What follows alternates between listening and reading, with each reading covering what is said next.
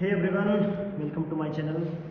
I am Nitin, and in this video we would be discussing some of the topics around number theory. So first thing, like on a high level, we would be discussing first the modular arithmetics, then we would be discussing um, modular exponentiation, and at last we would be discussing one theorem called Fermat's little theorem. These three topics we would be discussing in today's video. So let's start the video. So first thing is modular arithmetics.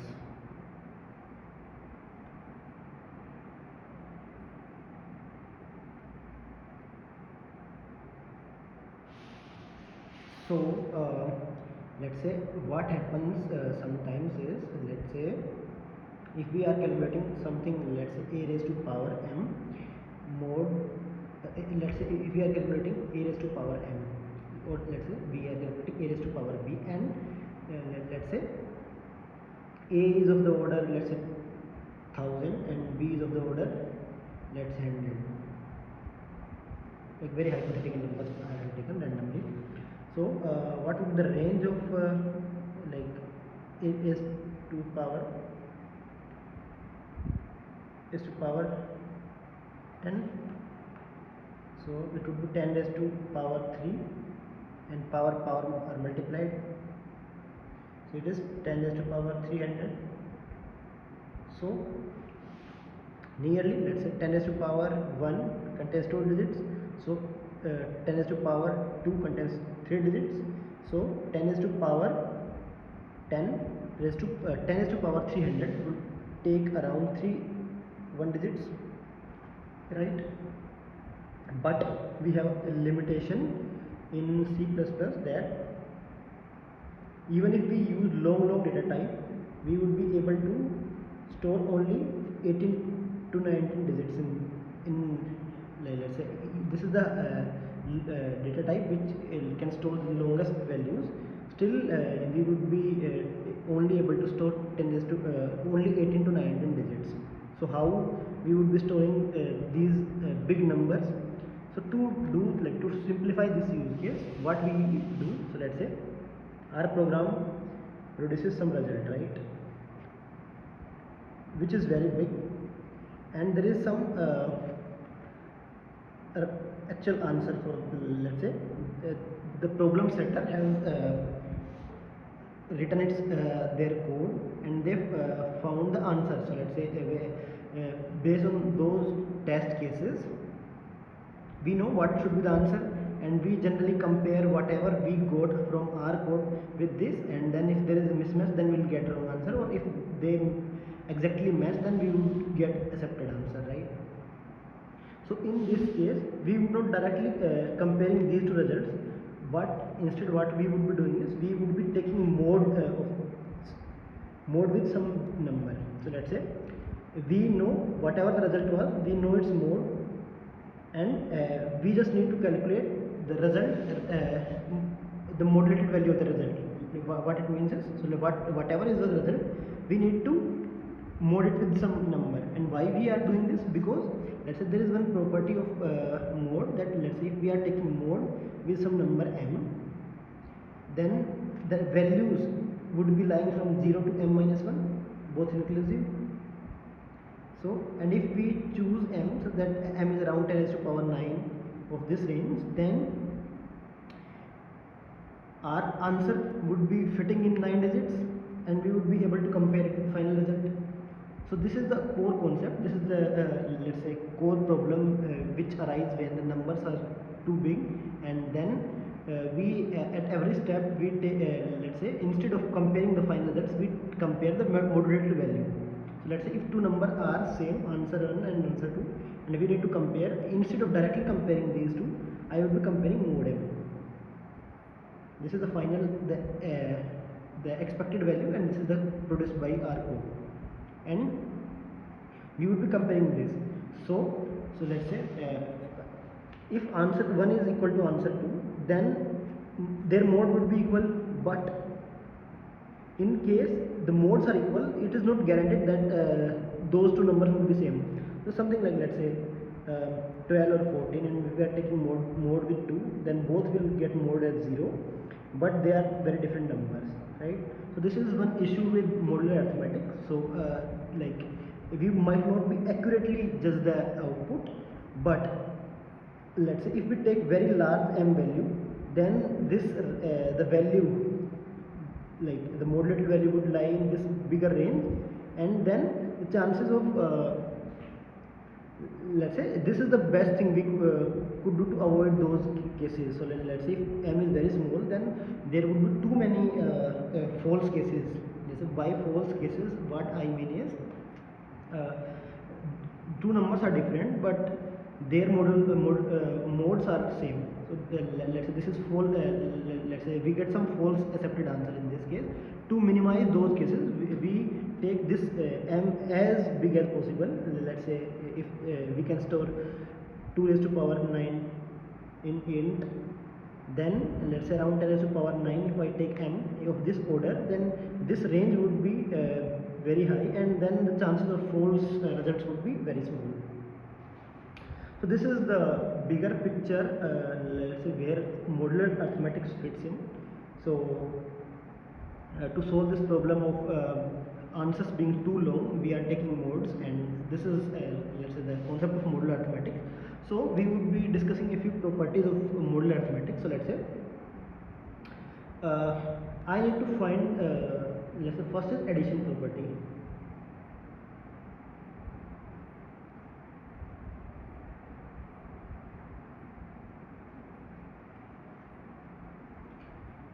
So let's say if I need to find this addition of two numbers, right, then let's say if I have an array and it contains n elements, and those n elements are very big, let's say they are up to 10 raised to power 9, and the number of elements in an array is around 10 raised to power 6, let's say, and then the sum would be around order 10 raised to 15, which we would not be able to solve in integer. So what we would do, we would be taking modes, right? Or second option is to store in long, but in case this is very let's say around 10 raised to power 15 or something, then even long won't work, right? So what we would do, let's say we are finding the sum. So let's say we initially took sum as 0, and then at every step we are doing array plus equal to ith element, right? And this is being accumulated in sum, but let's say what we should be doing at every step is also sum is equal to sum mod m. This is because let's say a plus b mod m is a mod m plus b mod m mod m. This is the property of addition in case of modular arithmetics. So using this property, so let's say if we extend it to n numbers, then the sum, let's say this mod value would be a mod m plus b mod m up to a raised to power last n mod m, and then whole take mod m. That's what we are doing, right? At every step we are taking this. We can even sum this value instead of array of m. We could, or even let's say if we just want to calculate sum of modulated sum, in that case, instead of storing array of I, let's say if taking this input, we can simply put, let's say take input as x and then simply store its mod value. We don't need actual value, and we would be summing up these value, and at every summation step we would be again taking mod values, so that the summation don't cross m. So this is one addition property of modular arithmetics.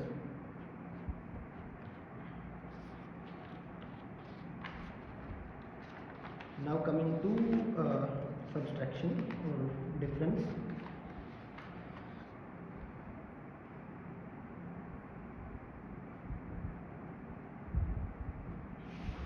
So let's say subtraction property.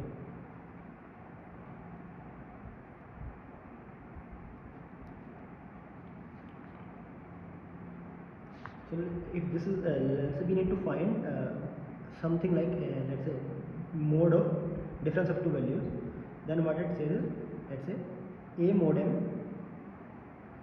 plus b mod m minus b mod m, but let's say this would range from 0 to m minus 1 and this would range from 0 to m minus 1. There is possibility let's say even if a is greater than b, let's say a is greater than b, then this term is positive and mode value would be positive. Mode value again would be lying from 0 to m minus 1, so that would be always positive. So a mod m, let's say, might it would be positive, it would be lying in this range, this would be lying in this range, but their difference could be negative. So let's say let's consider the worst case where this is 0 and this is m minus 1. So we would get 1 minus m, and m is let's say big number, then this term is negative. So what we do is, let's say this is mod m. So let's say what we do is we just simply add one more m and take mod m. Why we are doing this? Let's say worst case, in worst case it would be minus m. Let's say it can't cross, let's say there is property of mod, let's say even if we do addition m and let's say k times, we added k times, then it would be, the value would be same, right? That's what I'm saying is a modulo m is same as a plus k times m modulo m, because modulo of this value would be 0. So we could k times add n number. So in the worst case it could go 1 minus m, and simply adding 1 m even in the worst case would be suffice. So even if we add single m, then this final value would become positive in every case, because in the worst case also it become 1, then it would be greater than equal to k after adding single m. So how we write is a mod m minus b mod m, and then 1 mod m, and then again mod m. Because let's say this is m minus 1, this is 0, and then 2m minus 1, and then again mod, right? So in those cases we have to take mod again, because this value itself can cross m. So this is the property when it comes to subtraction. Let's discuss the multiplication.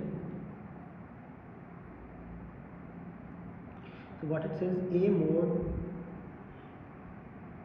so if you want to find the mode of product of two numbers, then it would be simply a mod m into b mod m whole mod m. But there is one catch here, one asterisk here. What it is?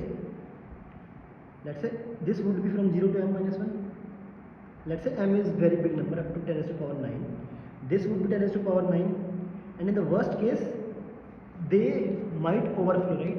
So even let's say by taking modes, we have to make sure, let's say even if this is integer, this is integer, we need to typecast this value into long, because even if it is an integer and it is fitting in integer range, their product might overflow the integer range. So there is no way except we have to typecast it, so that to into long, so that let's say product of these two numbers we will be able to store in m, and then again we will be taking mod m. So this is a special case where, let's say, even after taking mod, value might cross integer, so we need to take mod m again, but to avoid those overflow cases we need to typecast these values into long. So this is the special case of multiplication, and there is also special case about division. So let's say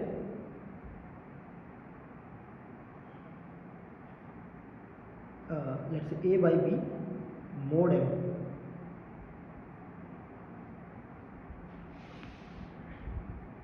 if I want to calculate this value, then it would not be like this, a mod m divided by b mod m.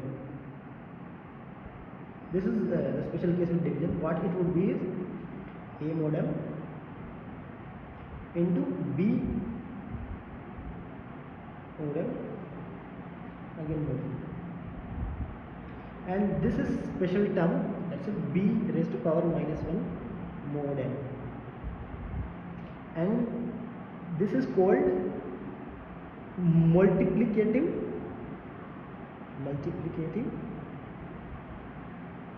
modulo inverse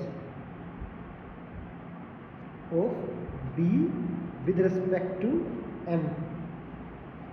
So what it means is, let's say there are two numbers, and for it to exist, this condition that b and m have to have, this is necessary condition, they need to be co-prime numbers. And by co-prime, what I mean, their GCD should be 1. They, let's say, they could be 2, 3. Let's say they need not to be prime. Let's say this is let's say 8 or 9. So neither of these two is prime, but their GCD is 1. So that's why these are co-prime numbers. So for B inverse mod m to exist, B and m need to be co-prime. This is first. And let's say what is the definition of b minus m. So let's say we are given this b number, m number is there.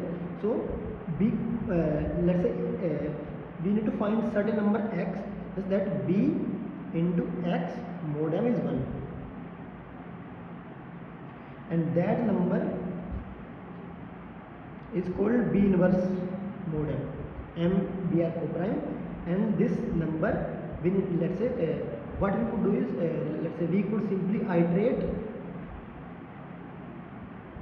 So let's say we could simply iterate from 0 to m minus 1 range, and with every possible number we check if b into that I, say I every number modulo to m, if it is 1, then that I value becomes multiplicative modulo inverse of b with respect to m. That is b inverse mod m, and b and m have to be co-prime.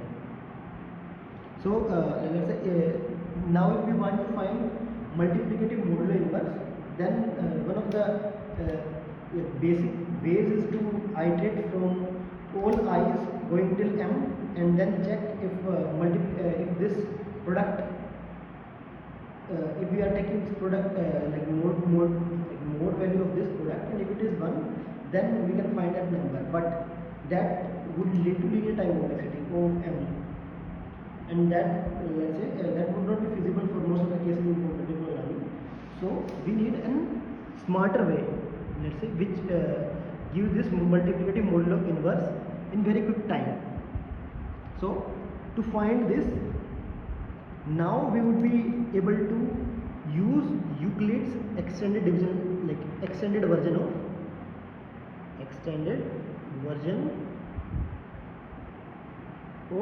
Euclid's division lemma. So what it says, so let's say we are given b, m, these are two co-primes, and then let's say if we find GCD of b and m, it would not be 1, but it could be, let's say, some number g, and we got some x comma y such that g is bx plus my, right? G is not equal to 1, g is equal to 1, g is 1 because they are two, g is 1 because b and m are co-primes, and there is no common factor in them except 1. So now let's say with Euclid's division lemma, we are able to find this x, and this x could be either positive or negative, but we are interested in finding values which lie in 0 to m range, m minus 1 range, right? So what we could simply do is x mod m, which makes sure let's say this lies from 0 to m minus 1, and then simple 1m, and then again mod m. And by making sure we are making by doing this, we are making sure this value always lies from 0 to m minus 1, and it's so let's say, and this b into x mod m would be 1. This is simply if we take let me just give some insights about it. So let's say what we found is, so let's say bx plus my was 1, right? If we take modulo value on both sides, then b into x modulo m plus this value is multiple of m, then modulo would be 0, and then 1 modulo m is 1. So now we found b into x mod m as 1. So we know that, let's say x is equal to b minus m mod m. Condition b and now so we can easily find x now, and x is multiplicative modulo inverse, because this is multiplicative modulo inverse of b with respect to m. So if we are finding b mod m, then it's simply we need to find x from Euclid's extended division lemma, and x mod m just to bring it in the range 0 to m minus 1.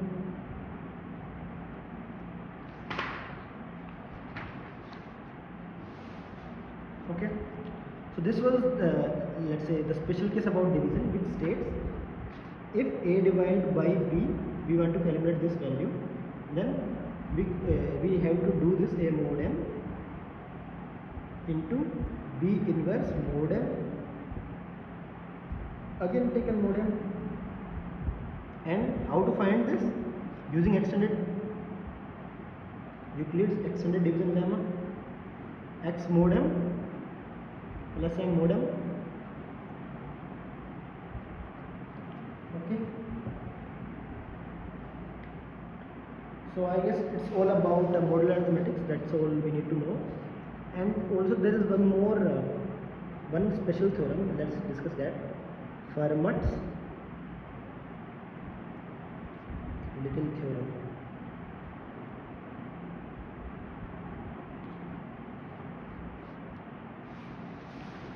So let's say what it says is, if p is a prime number, that's a condition, we need to prime number, then a raised to power mod p,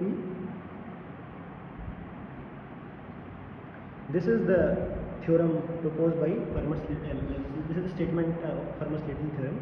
Let's say if we divide both the sides by a, then a raised to power p mod m mod p becomes 1.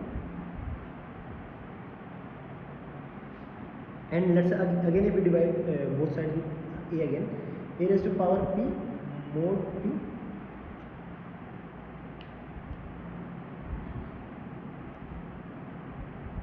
and what is this?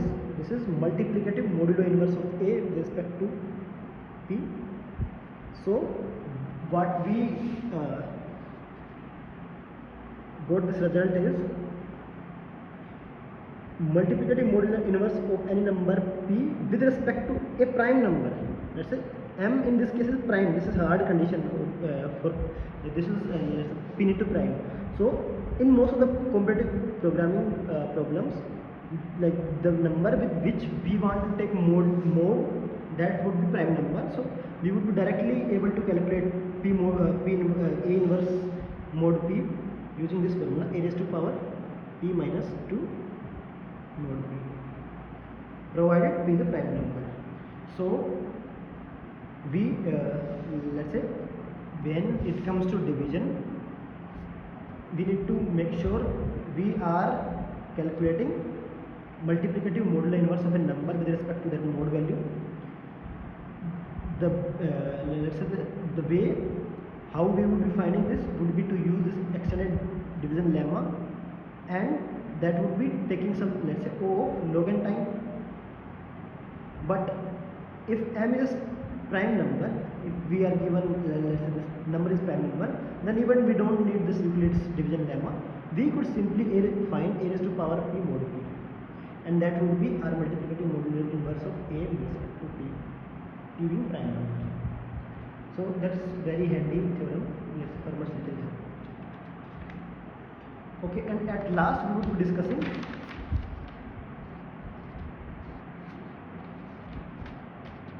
modular exponentiation.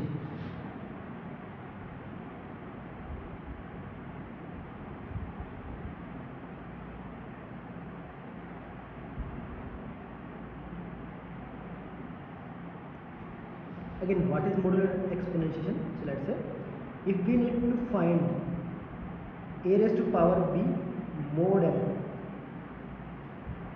or let us simply we are finding, let's say a and b are very small, then we are simply finding a raised to power b. Then we would be incorporate m, let's say going forward. So let's say how we would be going. Let's say we took answer variable as 1, and then for b times we multiplied as answer with a. We put it in for loop, and then it ran for O of b, and in case b is very large, let's say 10 raised to power 12, 15, something, if this order, then we would not be able to find a raised to power b using this formula or this method. So this is like say brute force way, which results in linear time complexity and not an efficient solution. So what we would be doing to make it efficient is, let's say we are finding power a comma b. If b is 0, let's say we would be using regression code, we simply return 1, and let's say in case let's say a raised to power b, can we write it like this? If let's say b is even number, then we would be able to write it, this would be whole number, right? In case b is odd number, then a raised to power b by 2 into a, because this number, let's say a is 3, then a square into a, and then a is a square, b by 2 by 2 1 into a, which is let's say so if b is even, then a by b is b by 2, and if it is odd, then it is b by 2 multiplied by the a value. So let's say we what we did is, let's say answer, we made a recursive call power a into a, and then b by 2. So what this answer contains is a square raised to power b by 2, which is a square and a raised to power b, right? And if b is odd, so how we can check it? B is odd, we can simply check its last bit, and if last bit is let's say if we are taking AND with 1, so let's say 0 0 0 and last bit is 1, and if we are taking AND, it would be 1 only if this is 1, and if last bit is 1, then this is the odd number. So in case b is odd number, I would be doing answer equal to a, and I would be returning answer.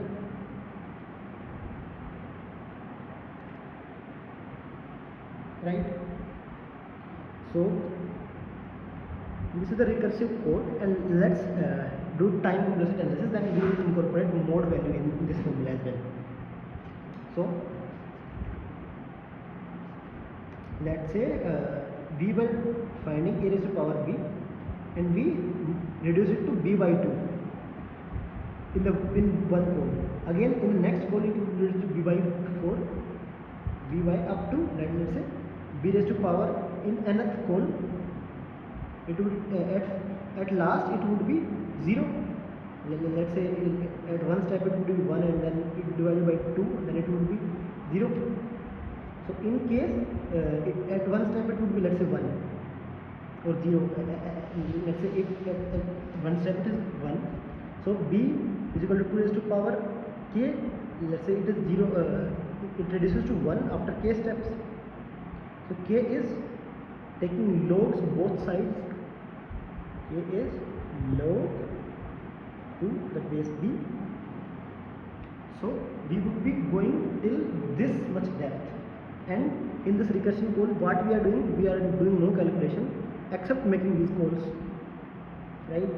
And there let's say b needs b by 2, it needs b by 4. Let's say at one point we got b by 4, then we just need to multiply it with itself, which is order of 1 operation, and we need to pass it here. This will be pass it here, and we will be returning value from here.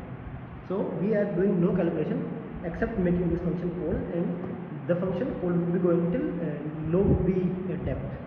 So overall time complexity would be O of log b. So in case b is too large, let's say 10 raised to power 12, so we would be able to compute a raised to power b in these many steps, which is O of 12 is taken outside, 10 log, this is let's say around 3.5 or something, and then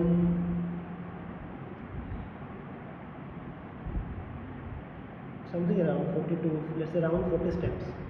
So we will be able to reduce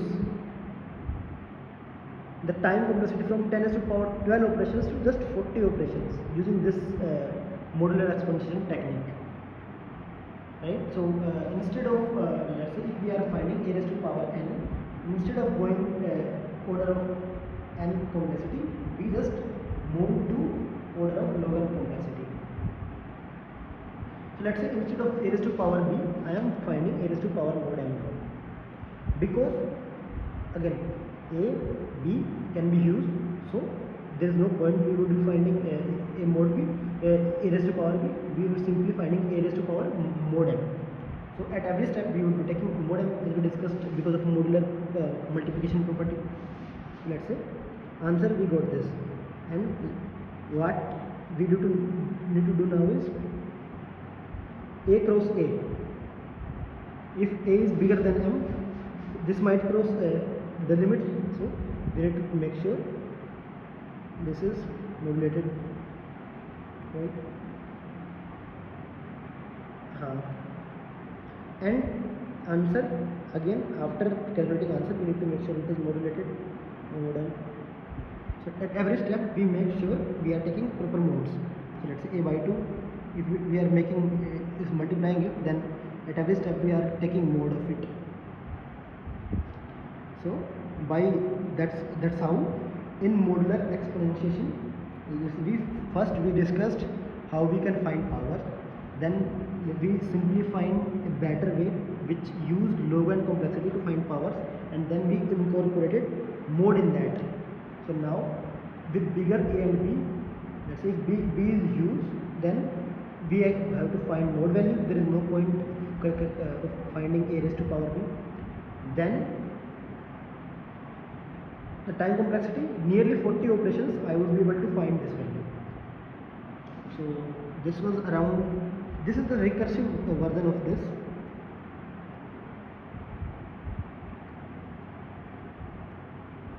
Recursive version of modular exponentiation.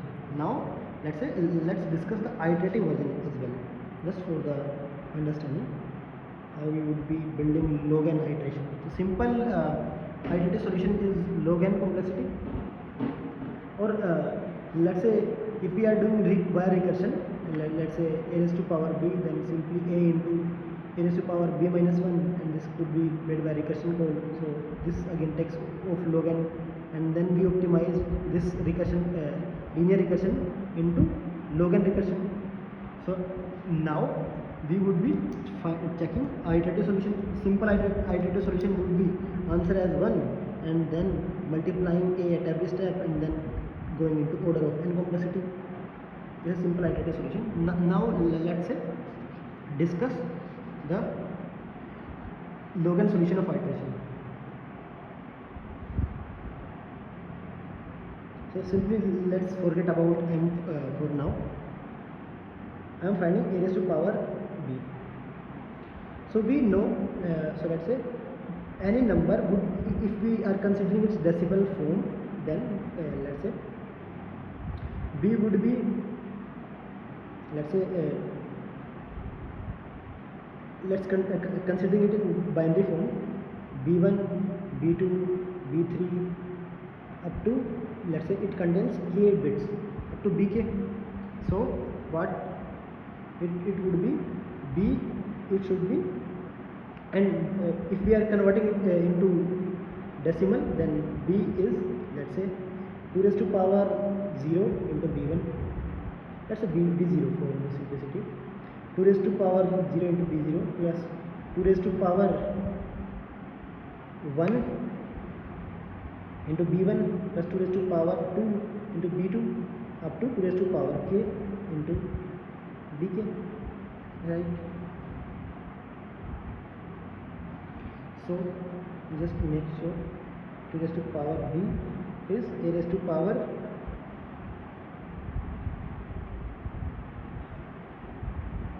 b1 and then plus, and let's say these are plus, then we can simply write, let's say a raised to power 2 raised to power 1 into b1 b0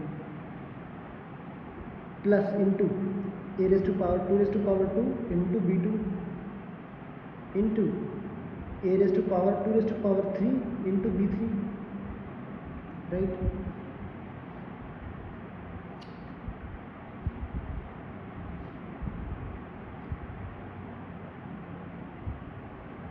Let's say at initial step we took answer as 1, and at every step we started multiplying it with this value. So let's say this value could either be 0 or let's say if this bit is 0, then this would be simply 1, or if it is 1, then it would be the corresponding power of 2, right?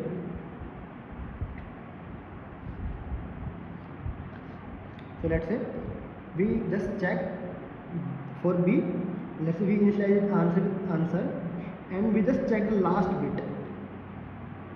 If the last bit is set, which is 1, then we need to multiply it with a, else nothing. So answer, let's say if this last bit is set as 1, then we need to multiply it with answer into a, else nothing. And in except after this, what we need to do, what is this number? Let's say we need to multiply with this number. So what is this number? So let's say if we take 2 raised to power common here, a raised to a square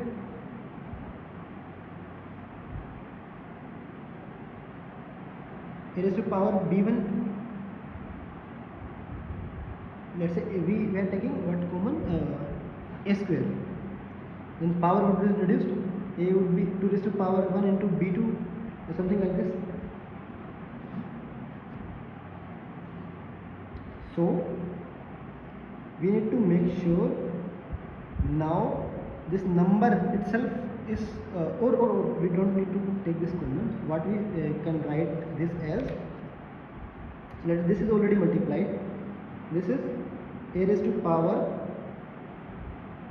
b1 into a raised to power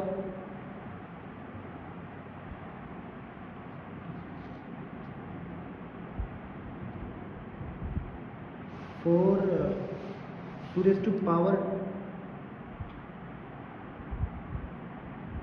into b2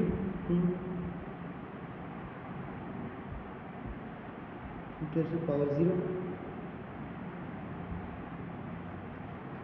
So this number is now a, let's say a into a. This number in the next step we need to make sure a is replaced by a square and what b is replaced by So let's say this is what? This is this b1 to this number. This is just b by 2, right?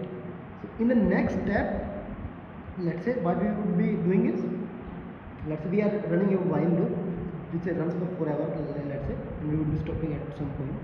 So let's say answer we multiplied with a. If b is the last bit value of b is set, in the next iteration we need to make a as a square and b as b by 2, and if b not equal to 0, if it is 0 then answer is already 1, right? If the answer is already 1, then if this is not, let's say, some value greater than b, then then we need to enter this loop and we need to multiply. If this is let's say at one point if b reduces to 0, then we don't need to do anything. So until b is not 0, we need to do this step, and for next step we need to make sure a is squared and b is reduced to half. So again let's say, and how long we will be doing this? So let's say b contains k digits. So what is k? Let us 2 raised to power k plus 1 minus 1 would be n in the worst case. Let's say every bit is 1. In this case 2 raised to power, let's say 2 raised to power, there are k bits, 2 raised to power 0, after 2 raised to power k, is it 2 raised to power k plus 1 minus 1, and then this is b, and then k is log to the base b, right? So in, let's say, how long this while loop would be executing is, at every step we are eliminating one bit, so the number of bits times. So what is number of bits? Is the value k, and what is k? It's log b. So now our solution would be running in log b time complexity, and it would be iterative solution. And now just to incorporate mode values so that like we don't overflow any limit.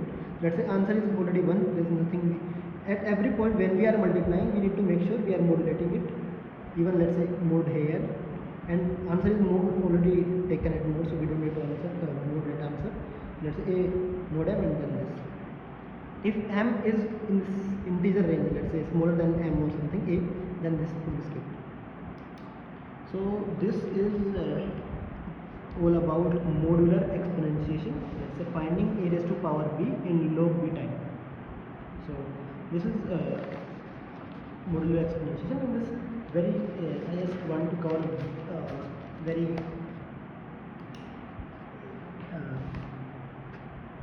let's say trick. Let's say we are finding a raised to power b, and let's say this value is super huge, then we are taking modes, right? In case this b value is super huge, so let's say b is itself in the range 10 raised to power 30, let's say, and and in this case we would not be able to store b in any data type, but we need to find this value. This is huge and we don't care, we are just finding mod m. So in this case we would not be able to directly call modular exponentiation because we would not be able to store in b. So how we would be doing those cases is, so let's say a raised to power, let's say if we express b as, so let's say some multiple, let's say alpha into m plus b, let's say m minus 1 into b minus 1, let's say m minus 1 as small m, simply assume this. So any number b would be written as some alpha into small m plus remainder, which is remainder is b mod m, right? And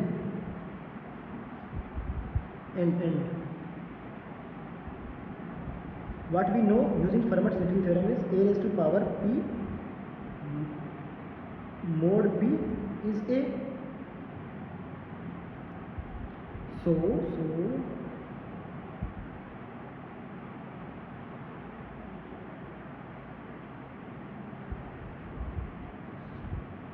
a raised to power p minus 1 mod p minus 1 is 1, right? So a raised to power this one is 1.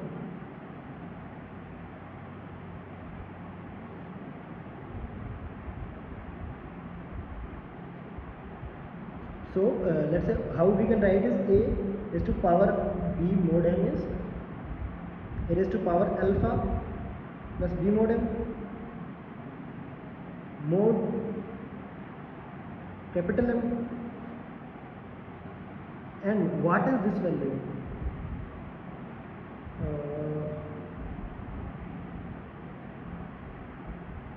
A raised to power m capital M to power alpha, and what is this value? A raised to power this one, a raised to power p minus 1 mod this, let's say capital M minus 1, and this reduces to 1,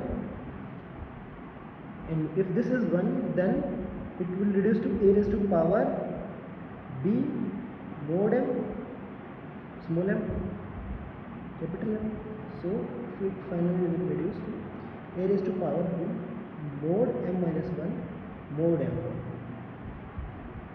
So if b itself is very huge, so instead of calculating b, you would be finding its mod value with m minus 1, and let's say we finally calculated some its m minus 1 modulated value, and then we will run modular exponentiation on that number to find a raised to power b mod m. So that was the one thing which I wanted to cover. So that's all like this in this lecture. So with this lecture we can assume we covered the entire number theory which is required for you to become let's say around 1600 to 1800 rating to get that rating range in calculus. These all concepts you need to master. This is all about number theory. We don't need